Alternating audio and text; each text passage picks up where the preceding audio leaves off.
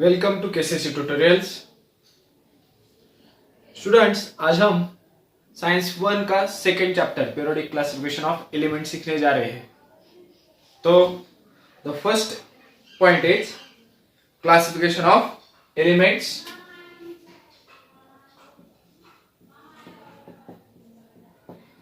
Classification of elements. तो elements के लिए इस वीडियो में कैपिटल ई कंसीडर करेंगे शॉर्टकट नोट्स के लिए।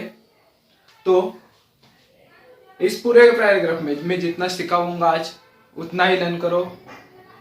ओके, तो टुडे वी नो 118 एलिमेंट्स।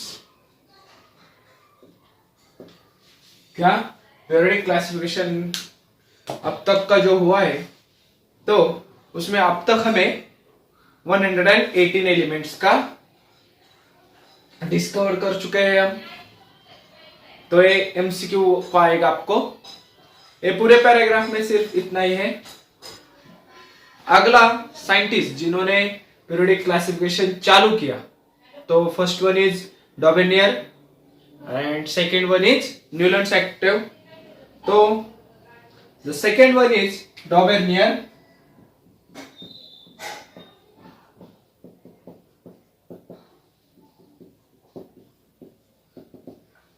तो इस साइंटिस्ट ने क्या किया, देखो कि तीन तीन एलिमेंट का ग्रुप किया। क्या किया? तीन एलिमेंट्स का ग्रुप किया और बताया कि अगर तीन एलिमेंट्स हैं तो जो बीच वाला रहेगा, यानी कि एलिमेंट 1, एलिमेंट 2 रहेगा और एलिमेंट 3 रहेगा। तो सेकेंड की अगर हमें एटॉमिक मास निकालना होगा, मालूम नहीं है हमें सेकेंड का, तो हम कैसे निकालेंगे? फर्स्ट वाले और सेकेंड वाले का मीन लेंगे। क्या लेंगे? मीन। मीन यानी कि क्या होता है, कितने दो जन है, तो E1 plus E3 divided by 2। तो पहले पैराग्राफ पढ़ता हूं।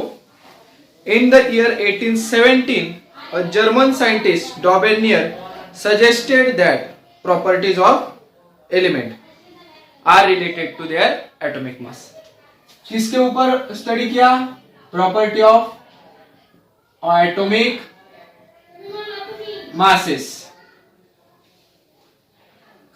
He made group of 3 elements each having similar chemical property and called them triad। क्या किया उसने? तीन एलिमेंट का ग्रुप फॉर्म किया और तीनों एलिमेंट के केमिकल प्रॉपर्टीज के बारे में क्या किया कि E1 plus E2 E3, E2 is equal to element 2 यानी कि उसके बीच का एलिमेंट क्या रहेगा? E1 plus E3 divided by 2। पहले वाला और तीसरे वाले का एडिशन करेंगे, डिवाइडेड बाय 2 करेंगे, तो उसके बीच जो अननोन एलिमेंट है उसका हमें एटॉमिक मास पता चलेगा। इससे हम अगर दो मालूम है उसके बीच कौन सा है वो फाइंड आउट कर सकते हैं। इसे डॉबेनियर ने कहा। He arranged the 3 elements in triad in an increasing order of atomic mass। और ये ऑर्डर कैसा था? तो increasing order of atomic mass. And show that atomic mass of middle element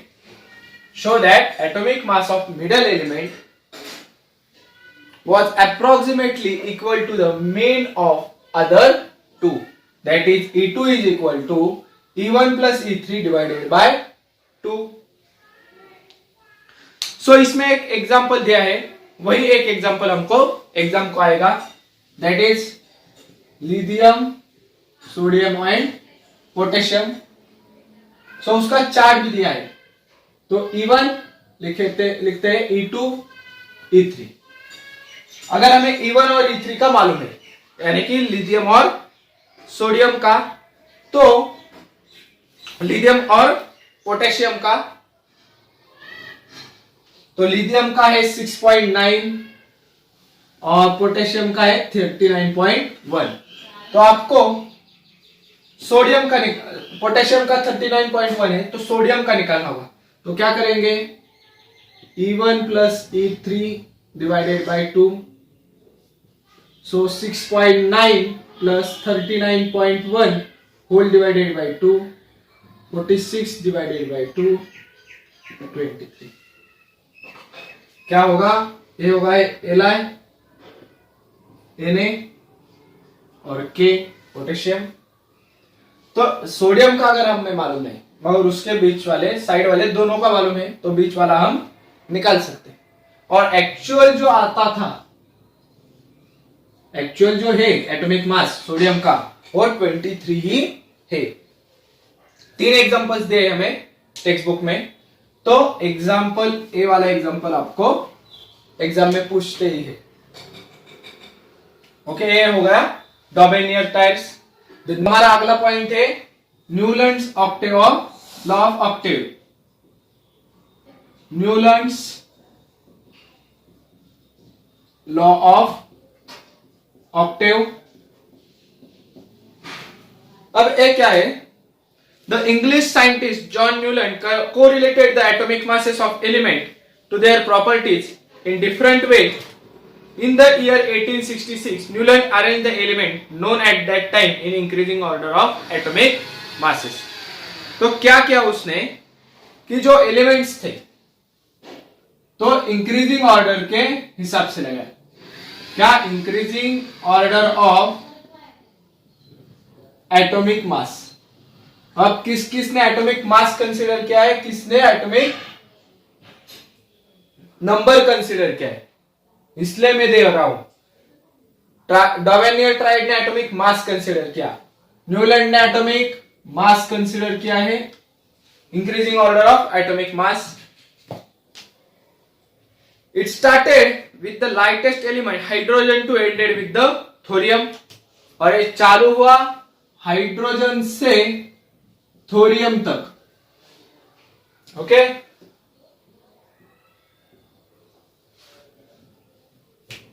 he found that every 8 element has properties similar to those the first। और उसे क्या समझ में आ गया कि जो 8 एलिमेंट्स है, अगर A होगा A B C D E F G और H, ये 8 एलिमेंट्स है, तो every 8 element has the property similar to those the first. यानी कि पहले वाले और उसके आगे जाएंगे जो 8 नंबर का एलिमेंट आएगा उसके प्रॉपर्टीज सेम रहेंगे। यानी कि क्या? ए के 8 नंबर पे है H, तो A और H ये दोनों एलिमेंट्स की प्रॉपर्टीज सेम रहेंगी। यानी कि अगर इसका बॉइलिंग पॉइंट हाई तो इसका भी बॉइलिंग पॉइंट हाई होगा, मेल्टिंग पॉइंट हाई तो इसका भी मेल्टिंग पॉइंट हाई होगा। अगर ये मेलेबल है तो ये भी होगा, अगर ये डक्टाइल नहीं है तो ये भी नहीं होगा। यानी कि फर्स्ट और 8 एलिमेंट की प्रॉपर्टीज सेम है, इसे हम कहते हैं Newlands law of Octave. For example, sodium is the element from lithium. यानी कि लिथियम के आगे वाला जो 8th एलिमेंट है वो है सोडियम Na। तो ये क्या है? सिमिलर, इनकी प्रॉपर्टीज सिमिलर है। मैंने साइन यूज किया है मैथ्स का, मगर शॉर्टकट में याद रखने के लिए। Lithium is similar to sodium. The next example is magnesium similar to beryllium। Beryllium यानी कि B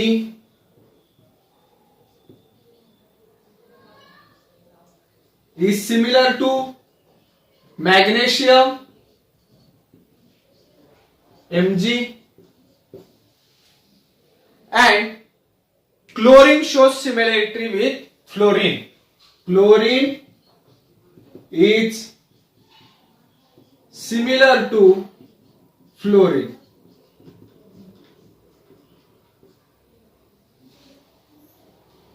तीन एग्जांपल दिए, इसका भी बताता हूं। नीचे एक म्यूजिकल नोट का चार्ट दिया है, सा रे ग म प ध नि सा। तो हमारे इंडिया में हम बोलते हैं ना सात सुर है, सा रे ग म, तो ये सा रे ग म प ध नी, और ये सा, यानी कि वापिस सा आ गया, यहां से सा से चालू किया, सा से शुरू हुआ, सा रे ग म प ध नी, सा, वापिस सा आ गया, यानी कि इसकी और इसकी 8 एलिमेंट की प्रॉपर्टी सेम रहेगी। Many limitation were found in Newlands Octave, but अब लिमिटेशंस भी है, इस लॉ को लिमिटेशंस भी है न्यूलैंड्स के ऑक्टेव लॉ को। अब क्या क्या है, तो जैसे डॉबेनियर ट्राइड का हर एक के लिए अगर लॉ है, Newlands law of octave, Dobereiner's law of triad, वो सारे एलिमेंट्स के लिए अप्लाई होना चाहिए लॉ अगर रहेगा, मगर कुछ ही एलिमेंट के लिए डॉबेनियर का ट्राइड यू एप्लीकेबल था, वैसे ही न्यूलैंड का लॉ ऑफ ऑक्टेव भी कुछ ही एलिमेंट के लिए एप्लीकेबल था। तो क्या है वो, तो it is applicable up to only calcium, applicable up to only calcium, यानी कि कैल्शियम तक ही ये लॉ सही से काम कर रहा था। उसके आगे उसने क्या किया कि दो दो एलिमेंट्स को एक ग्रुप में डाला और चार्ट बनाया, क्योंकि हो रहा था कि फर्स्ट टू 8 एलिमेंट सेम चाहिए, मगर क्या हुआ, 9th हो गया, बराबर। तो मैं इरेज करता हूं, फर्स्ट टू 8 का होना चाहिए था, तो उसने क्या किया, अब एक ग्रुप से 8 ग्रुप्स,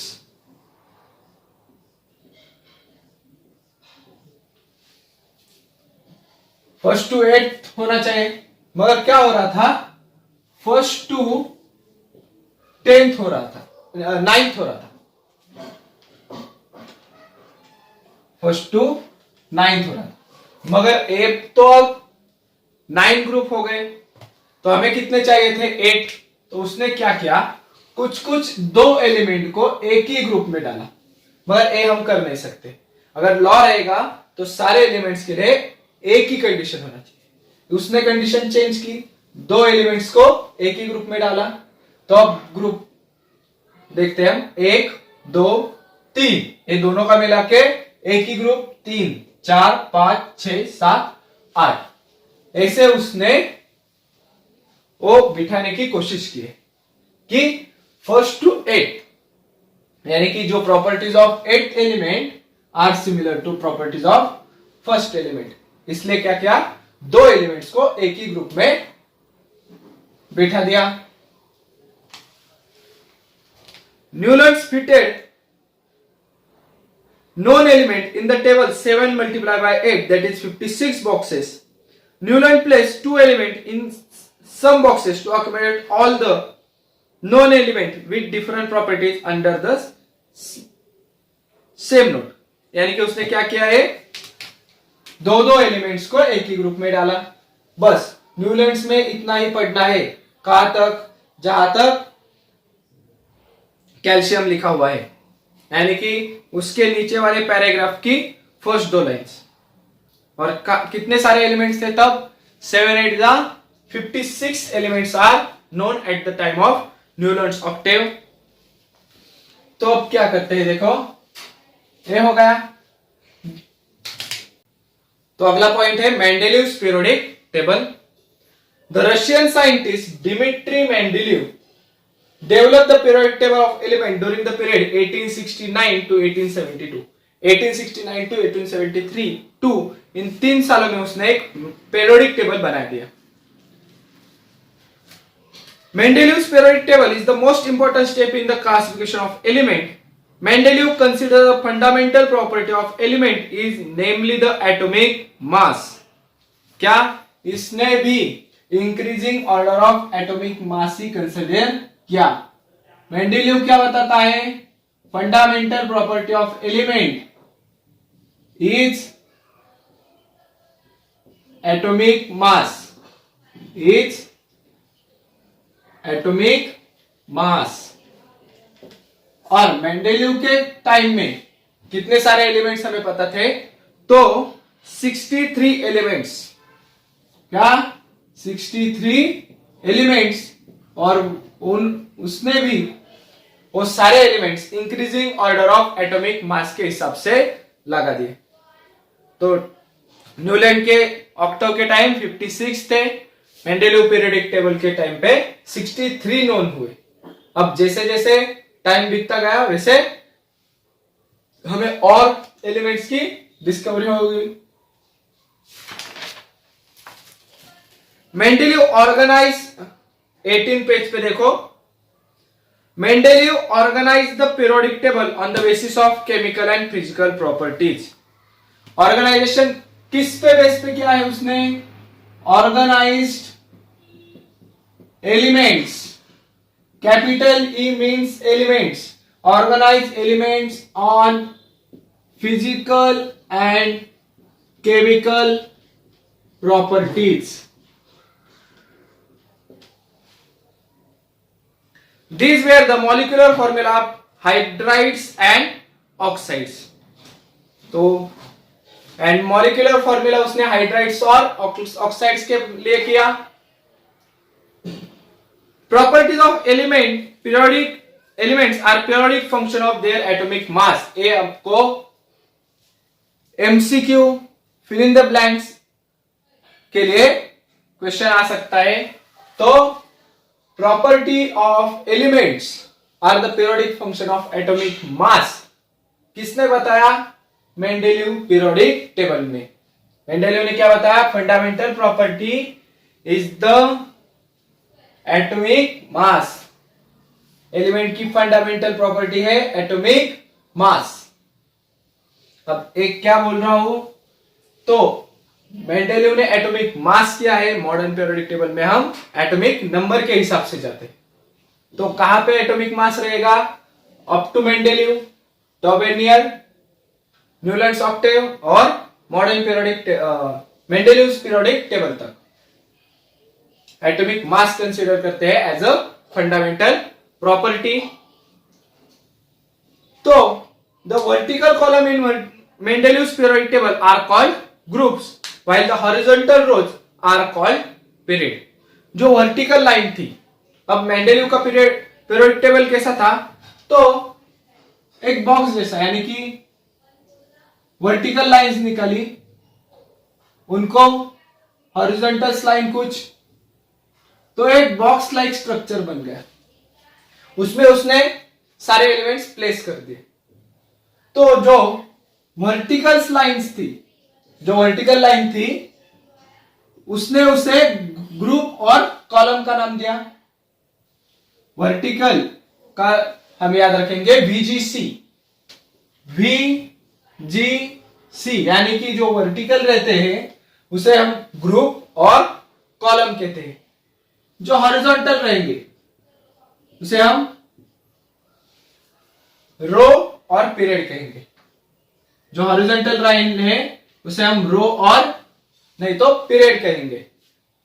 अभी आसान है याद रखने के लिए, वी जी सी, जैसी यानी कि जैसे, जीसी ऐसे कुछ भी याद रख लो, वी जी सी। और एच आरपी, आरपी तो आपको मालूम रहेगा, अलग गेम वगैरह कुछ खेलता होगा, पबजी वगैरह, उसमें आरपी रहता है। तो हॉरिजॉन्टल आरपी हो गया, वर्टिकल ग्रुप और कॉलम, हॉरिजॉन्टल रो और पीरियड। जो वर्टिकल लाइंस है उसे हम ग्रुप या कॉलम कहेंगे, जो हॉरिजॉन्टल है उसे रो या पीरियड्स कहेंगे। अब merits and demerits of Mendeleev's periodic table. The next point is merits of Mendeleev's periodic table। Mendeleev's periodic table। तो फर्स्ट वन इज, देखिए फर्स्ट लिखा है atomic mass of some element were revised so as to give them proper place in the periodic table in accordance with their property. इतना ही highlight करना है atomic mass of some element से properties तक। मैं आपको दे दूंगा हाईलाइट जो जो पॉइंट्स कर रहे हैं और कितना इस चैप्टर का पढ़ना है। अगर आप पूरा पढ़ दोगे डीप में जाके तो आपका कंफ्यूजन हो सकता है। जितना यहाँ पे पढ़ाया जा रहा है उतना ही याद रखो। वीडियो देखो, इसलिए इस चैप्टर के लिए सिर्फ वीडियो पे निर्भर रहे और मेरे दिए हुए नोट्स पे। तो atomic mass of some element were revise, जैसे टाइम गया तो एक्चुअल मास पता चलने लगे। अब एटॉमिक मास, ये तो सारे 63 elements, increasing order of atomic mass, atomic mass के इंक्रीजिंग ऑर्डर पे थे। अगर किसी का चेंज हुआ, कम हुआ तो पीछे जाना चाहिए था, नहीं तो ज्यादा हुआ तो आगे आना चाहिए था, यानी कि 1 2 3 डैश डैश। रिवाइज्ड हो गए तो उनकी पोजीशन भी चेंज होनी चाहिए थी। तो first one is atomic mass of some element were revised so as to give them proper place in the periodic table. First one merit is proper place in periodic table. For example, previously determined atomic mass of beryllium is 14.09 was changed to correct value 9.4. क्या यहाँ पे example दिया है beryllium का। तो पहला merit था position का, एटॉमिक मास के हिसाब से क्या किया, इंक्रीजिंग ऑर्डर में एलिमेंट्स लगाए और बेरिलियम का जो 14.09 था वो एक्चुअल में आया 9.4। सो बेरिलियम पहले आया, आगे आया ना। अगर ये इंक्रीजिंग ऑर्डर रहेगा, जैसे यहां पे इंक्रीज हो रहा है, यहां पे बेरिलियम था तो लेफ्ट हैंड को जाएगा ना, 0 1 2 3 4 ऐसे कुछ, तो उसका यहां से इंक्रीजिंग ऑर्डर है तो आगे आएगा वो। The second merit is Mendeleev first kept vacant spaces in periodic table. ये बहुत ही अच्छा मेरिट है। क्या? वैकेंट स्पेसेस, उसने इस बॉक्सेस में सम वैकेंट स्पेसेस यानी कि एम्प्टी स्पेसेस रखे थे। अब क्यों एम्प्टी स्पेसेस रखे थे? तो for the element not discovered till then, जो एलिमेंट्स जिनका डिस्कवर अभी होने वाला था, अब तक नहीं हुआ था, जो हमें मालूम नहीं थे, उनके लिए उसने इस बॉक्स में वैकेंट एम्प्टी स्पेसेस रखे थे। Three of these unknown elements were given in the names Eka boron, Eka aluminum and Eka germanium. Silicon, sorry. Eka boron, Eka aluminum and Eka silicon. और जो तीन वैकेंट स्पेसेस को उसने नाम दिया Eka boron, Eka aluminum and Eka silicon. Okay, from their known neighbors and their atomic masses were indicated as, और उनके masses भी indicate किए यानी कि predict किए। ये नाम दिया Eka boron, Eka aluminum और Eka silicon। अब यही नाम क्यों दे? तो जो empty space था उसका नेबर था बोरॉन, तो बोरॉन नेबर ऑफ बोरॉन इका बोरॉन। इका एल्यूमिनियम यानी कि एल्यूमिनियम के पास वाला स्पेस वैकेंट एम्प्टी था, तो neighbour of aluminium, neighbour of silicon, ये ऐसे नाम है इका बोरॉन, इका एल्यूमिनियम, इका सिलिकॉन। और उसने प्रेडिक्ट भी किए थे कि इनका एटॉमिक मास क्या होगा, तो 44, 68 और 72 प्रेडिक्ट किया था। अभी डिस्कवर होने वाले थे, उसने पहले ही प्रेडिक्ट किया था कि ए होगा, इन 3 एलिमेंट्स का atomic mass. Not only this but their properties also predicted, उसके प्रॉपर्टीज भी प्रेडिक्ट की थी उसने कि क्या प्रॉपर्टीज रहेगी। Later on this elements were discovered and named as, और इसको डिस्कवर हो गए, ये 3 एलिमेंट डिस्कवर हो गए और उसके बाद इनका नाम आफ्टर डिस्कवर क्या नाम रखा ये भी हमें पूछते हैं। तो स्कैंडियम, गैलियम एंड जर्मेनियम क्या रखा, स्कैंडियम, गैलियम एंड जर्मेनियम।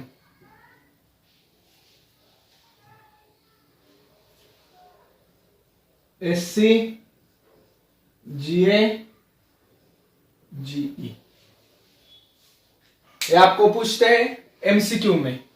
ई का बोरॉन मीन्स 3 ऑप्शन और नॉन ऑफ दिस, तो एक अल्टरनेटिव चूज करना होता है।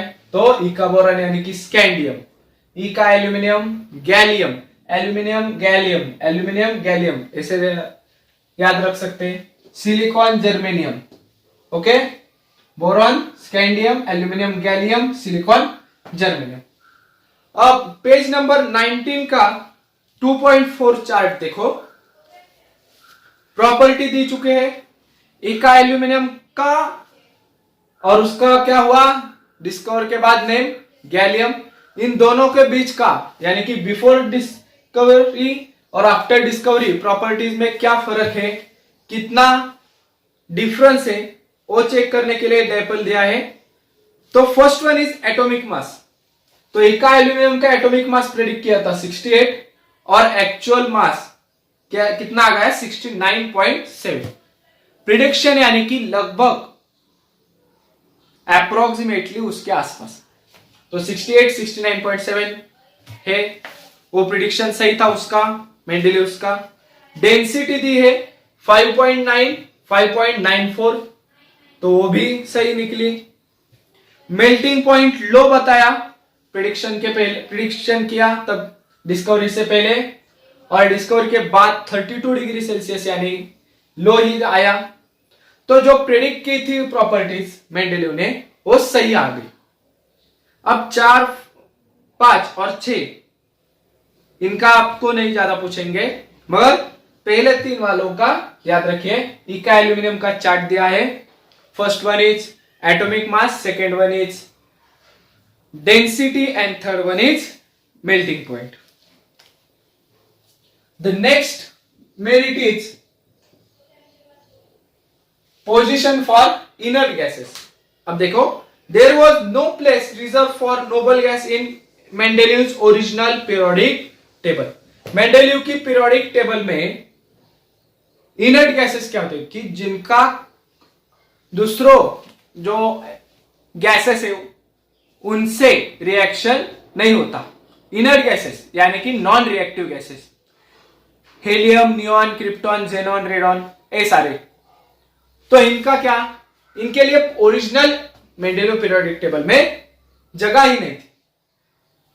There was no place reserve for noble gases in Mendeleev's original. However, when noble gases such as helium, neon, argon were discovered to the end of 19th century, Mendeleev created the zero group. तो position of inert gases में क्या लिखेंगे हम, तो पहले इनके लिए जगह नहीं थी।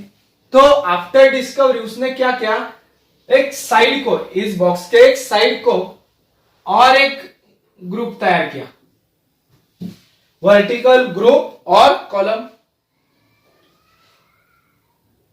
और उसे नाम दिया zero group. He named it as zero group without disturbing the original periodic table in which the noble gases were fitted very well. Without disturbing the original table, he created a separate vertical column or group and named it as zero group. Okay? Now the next point, is demerits of Mendeleev periodic table. तो demerits ये हो गए merits हमारे, position, vacant spaces and position for inert gases. तो अगला है demerits यानी कि डिसएडवांटेज, ये एडवांटेज, मेरिट्स, डीमेरिट्स। तो first one is the whole number atomic mass of element cobalt and nickel is same. Cobalt और निकेल का एटॉमिक मास सेम था होल नंबर में। तो क्या कोबाल्ट एंड निकेल के सिर्फ इतना लिखेंगे तो आगे वाला जो सेंटेंस रहेगा वो हमको याद आ सकता है कि atomic mass of cobalt and nickel is same, therefore there was an ambiguity regarding the sequence of Mendeleev periodic table. अब इनका तो atomic number, atomic mass same है, तो पहले कौन सा लेंगे, कोबाल्ट लेंगे या निकेल लेंगे, इसके बारे में एम्बिग्युइटी था कि कौन सा ले, कोबाल्ट ले या nickel. The second one, isotopes were discovered long after the Mendeleev put for the periodic table. Mendeleev के पीरियोडिक टेबल के अरेंजमेंट के बहुत साल बाद आइसोटोप्स डिस्कवर्ड हो गए। आइसोटोप्स यानी कि क्या होते हैं, देखो, as isotopes have same chemical properties but different atomic mass. Chemical properties तो सेम रहती है मगर different atomic masses, atomic mass उनका अलग रहेगा, केमिकल प्रॉपर्टीज सेम रहेंगी। A challenge was posed in placing them in Mendeleev periodic table। तो अब चैलेंज आ गया कि कौन सा पहले ले, यानी कि कौन से आइसोटोप। तो केमिकल प्रॉपर्टीज तो सेम है मगर एटॉमिक मास तो डिफरेंट है, तो कहां पे रखे और कैसे। The next one is when elements are arranged in increasing order of atomic masses, the rise in atomic mass does not appear to be uniform। Atomic mass का जो इंक्रीमेंट था, atomic mass increment not uniform. अब increment तो uniform नहीं था, यानी कि 2 ही बढ़ने वाले, 4 से ही बढ़ने वाला एटॉमिक मास, 1 से ही बढ़ने वाला, ऐसा तो कुछ नहीं था। तो हमें पता नहीं चल रहा था कि अगर E1 का मालूम है, E3 मालूम है, तो इसके बीच E2 है या नहीं, या इस ये दोनों एलिमेंट के बीच कितने सारे एलिमेंट्स रहेंगे, इसका हमें पता नहीं चलता था, क्योंकि एटॉमिक मास का जो इंक्रीमेंट हो रहा था वो यूनिफॉर्मली नहीं हो रहा था। It was not possible therefore to predict how many elements could be discovered between two heavy elements। 2 heavy elements के बीच में कितने सारे एलिमेंट्स हो गए, इसका प्रिडिक्शन हमें नहीं करना आता था। The fourth demerit is position of hydrogen। अब पोजीशन ऑफ हाइड्रोजन के बारे में देखो, hydrogen shows similarity with halogen that is group 7। इसकी प्रॉपर्टी जो थी वो सिमिलर थी हेलोजन ग्रुप में, यानी कि 7th group. For example, the molecular formula of hydrogen is H2 while the molecular formula for chlorine and fluorine F2Cl2। Chlorine, fluorine, bromine, iodine ये सब होते हैं हेलोजन फैमिली। इसका क्या होता है, तो क्लोरीन Cl2, फ्लोरीन F2 और हाइड्रोजन H2, तो इसकी प्रॉपर्टी हेलोजन से मिलती है। In the same way there is a similarity in the chemical properties of hydrogen and alkali metal. एक तो हाइड्रोजन इन हेलोजन जैसा था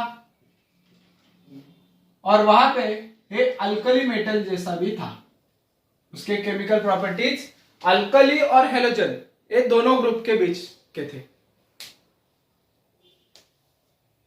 दैट इज अल्कली में कौन कौन से आते हैं, सोडियम और potassium etcetera, formed with chlorine and oxygen.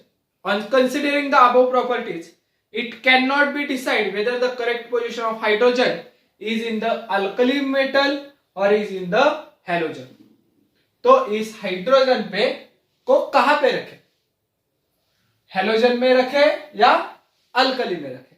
Okay, ये हो गया हमारा डीमेरिट. तो यहां पे हमारा इस चैप्टर का फर्स्ट वीडियो खत्म होता है.